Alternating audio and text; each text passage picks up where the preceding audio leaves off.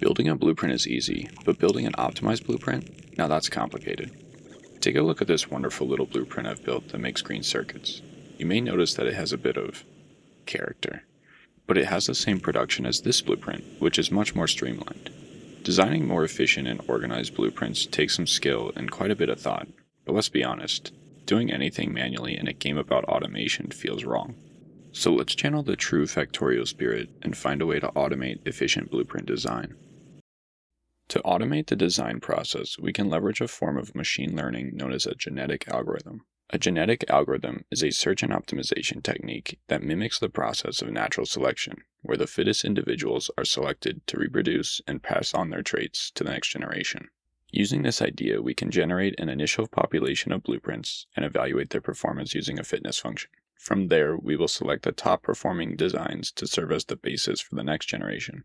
We will create designs for the next generation by selecting from the top performers, combining their traits with one another, and potentially introducing random mutations. We can continue this process until we are satisfied with the results. Let's take a look at how we can implement this process in Factorio. I've created a script that will set up a little test site for each blueprint in our generation. The size and number of these test sites can be changed according to our optimization parameters. Our blueprints will also need input and output interfaces, so I've added an infinite chest and loader on the left side for each of the inputs, as well as a bottomless chest and loader on the right side for each output. These are also fully configurable based on what kind of blueprint we want to optimize. Now that we have our evaluation infrastructure, we just need a way to generate blueprints to create the members of our population. If you watched my last video, you may already know how we will approach this. If you haven't seen it, then you should definitely check it out. I go into more depth behind the concept I'm about to cover here. The easiest way we can generate a blueprint of a given size is to pick a random entity and a random direction for each cell. This will work perfectly for entities that occupy a single cell, but when they are larger, we run into a slight issue. Larger entities cannot be placed if they overlap with existing entities. While technically it is possible for larger entities to be placed if all overlapping cells have nothing in them, it is statistically improbable. The simplest solution I found is to place larger entities before smaller ones. This allows larger entities to be placed, but it does mean some smaller ones will be blocked. To integrate this into the genetic algorithm, we also need to establish clear mechanics for reproduction and mutation. For reproduction, two designs with high fitness are chosen from the current population to generate an offspring for the next generation. To create this new design, we can iterate through each cell and select the entity and its orientation from either the first or the second parent.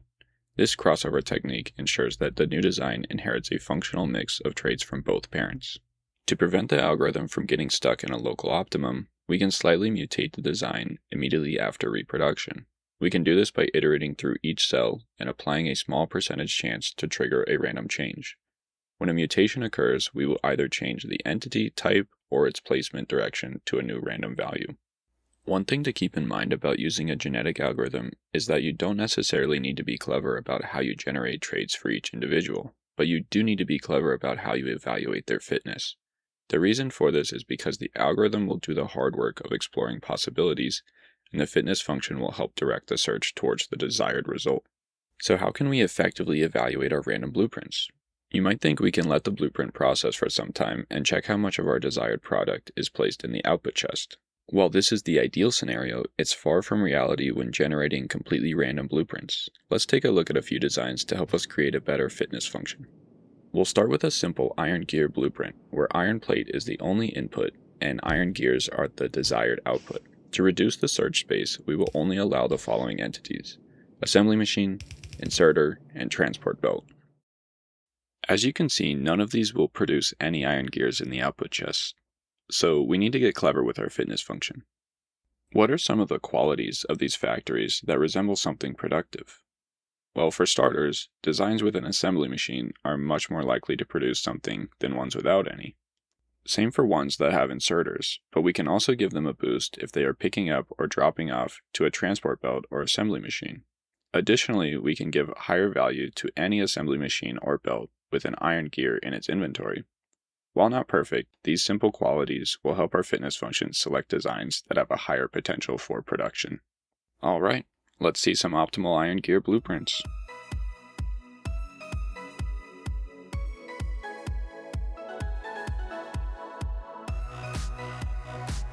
Well, I feel like we're getting somewhere, but it didn't quite achieve the perfectly optimal blueprint I had in mind.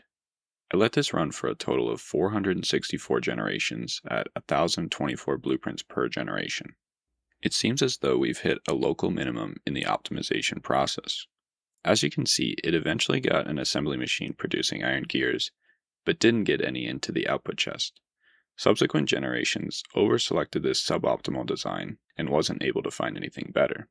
It was eventually able to manage getting some iron gears into the output chest, however it did not improve the design much after that. It seems as though we need a better way to generate blueprints that actually produce something. But before we get into more complicated generation techniques, let's take a moment to relax with another project I've been working on, Leaf Blowing Simulator. This is a cozy online co-op game where you blow leaves around to clean up the environment. It's currently in early access on Steam, with lots of new features and content coming in future updates. There's a free demo available right now if you want to try it out with some friends. I'll leave a link in the description, and if you enjoy it, please consider wishlisting. It really goes a long way. Also, feel free to leave some feedback. I'm looking to improve the game in every way I can. Also, if you're enjoying the video so far, consider subscribing. I have many more videos planned that you won't want to miss. Now let's get back to optimizing some blueprints. So we need to find a way to cut out the useless noise in our blueprints.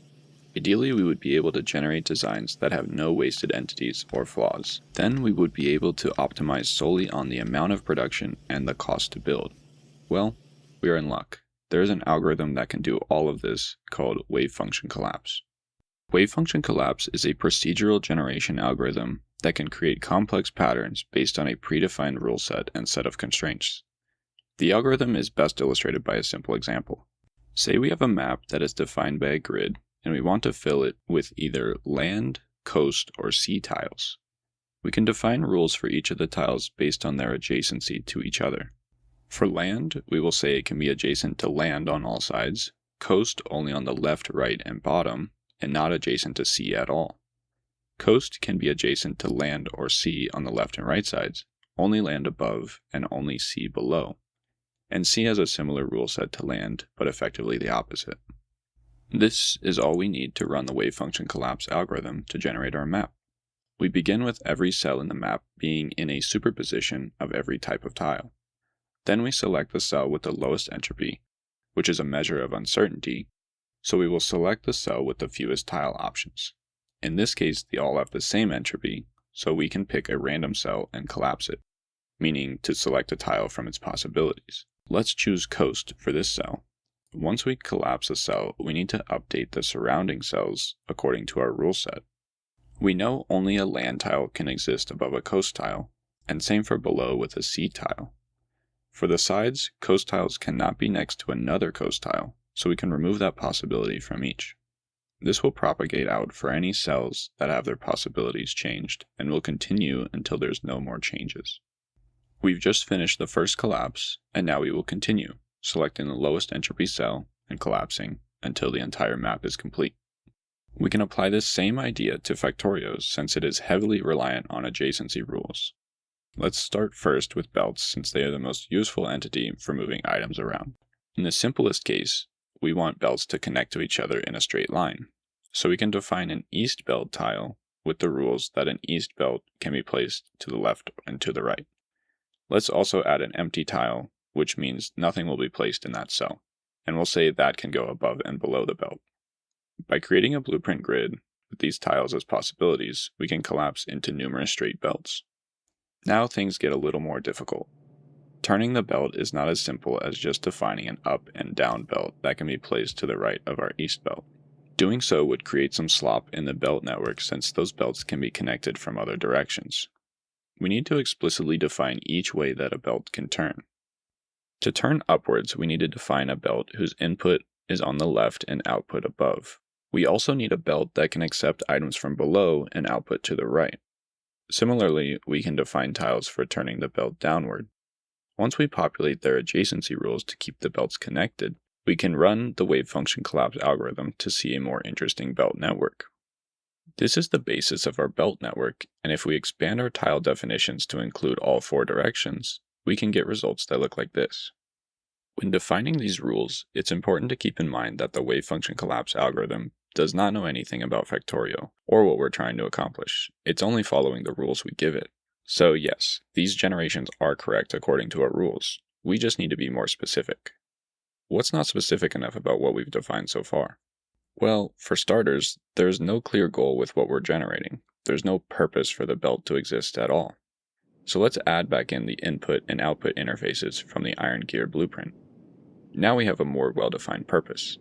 Ideally, we want the input belt to start at the input interface and we want the output belt to end at the output interface. Where the input belt stops and where the output belt begins does not matter, so we can add this into our rules.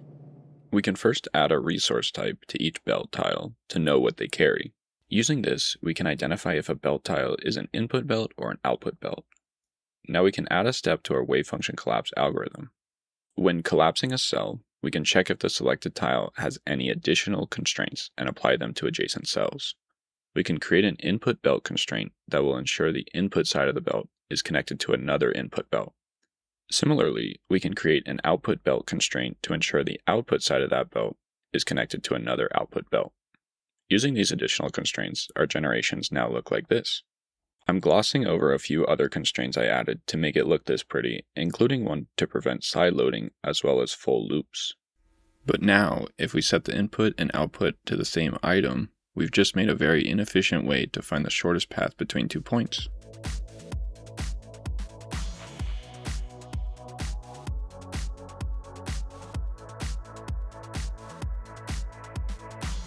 Now let's try to add some production. You may have been thinking, how can an assembler, which occupies a 3x3 space, be represented by a single tile? Well, it's as simple as slicing the assembler up into single cell pieces and defining special rules that will only allow for the pieces to be connected to one another. When one piece of it is collapsed, the algorithm will propagate out, eliminating any tiles other than the ones that create the assembler. And finally, we get to inserters. They can technically be placed next to any other entity, but since we want optimal results, we can define constraints to make sure they are useful. We first will create an inserter tile for each item that can be moved around. Their allowed rules will be populated with every other tile that satisfies its pickup and drop-off constraints. A pickup constraint says inserters must be able to pick up the item they move, so the adjacent cell should provide that item, for instance, a transport belt carrying that item or the output of an assembly machine. Similarly, a drop-off constraint says inserters must be able to drop off any item they pick up, so the adjacent cell should accept that item, for instance, a transport belt, or the input of an assembly machine. So when we collapse a cell into an inserter, we must prune the invalid possibilities. Now what we've defined so far is still not enough to guarantee a productive blueprint. While we've outlined the rules for production, there is no guarantee an assembly machine or inserter will be placed. Oftentimes, applying the rules and constraints will back itself into a corner until the only thing left to pick is an empty tile. Thankfully, we can apply even more constraints. We can apply another form of constraint that happens on a global level instead of just for adjacent cells. These global constraints will be applied after every cell collapse to ensure our blueprint will be productive. I've applied global constraints to guarantee there's at least one assembly machine and that there are inserters to input each ingredient for the recipe, as well as an inserter to remove the output. Finally, we have productive blueprints, and we can simplify our fitness function to minimize the cost and maximize production in the output chest. Before we can run our genetic algorithm to optimize our blueprints, we need to redefine what it means to reproduce and mutate. Each individual is not defined by cells of entities and directions anymore. They are defined by cells of tile possibilities. One thing to note is that I've changed the collapse procedure to always pick the first remaining tile in a cell's possibilities to make the algorithm more deterministic. By altering the order of each cell's tile possibilities, we can reintroduce randomness that will give us something to pass on to the next generation.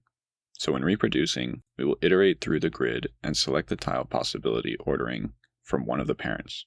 And for mutations, we can have a small chance to reorder a particular cell's tile possibility list. Now let's see the optimization progress for an iron gear blueprint. You can see the wave function collapse algorithm introduces a lot of variation amongst similar individuals. This is to be expected, since changing what tile is selected for a single cell can have rippling effects further away. While it wasn't able to perfectly optimize the blueprint, I'm still impressed it was able to fit 2 working assembly machines in such a small space. Let's try something a bit more complicated: green circuits with the inputs of iron plate and copper cable.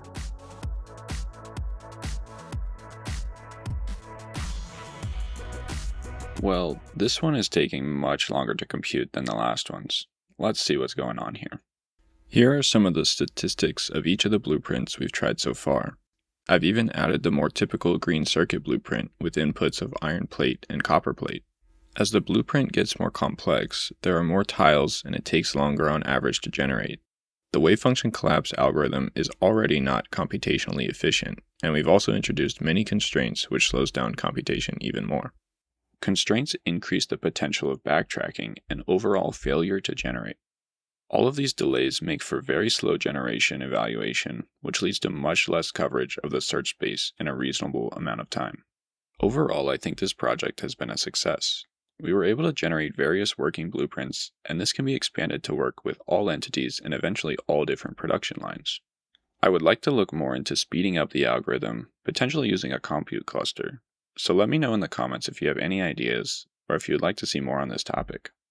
A lot of time and effort goes into creating videos like these, and since you're still here, I'll give you a little sneak peek at some of my next projects. My goal is to work towards creating a fully autonomous bot to play Factorio and beat the game.